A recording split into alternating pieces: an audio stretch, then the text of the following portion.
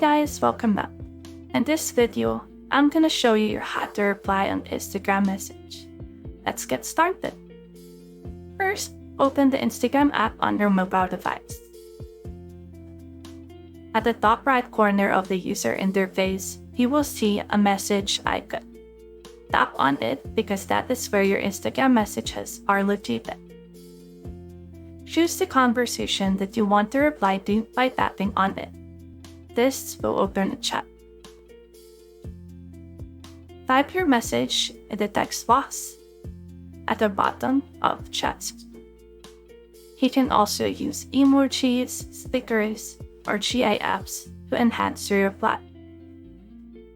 Once you've composed your message, tap the send button, which is usually a paper airplane icon. This will send your reply to the recipient. And that's it. You've learned how to reply to Instagram messages. If you have found this video helpful, send YouTube a comment and like below or subscribe because it helps me reach more people. See you soon!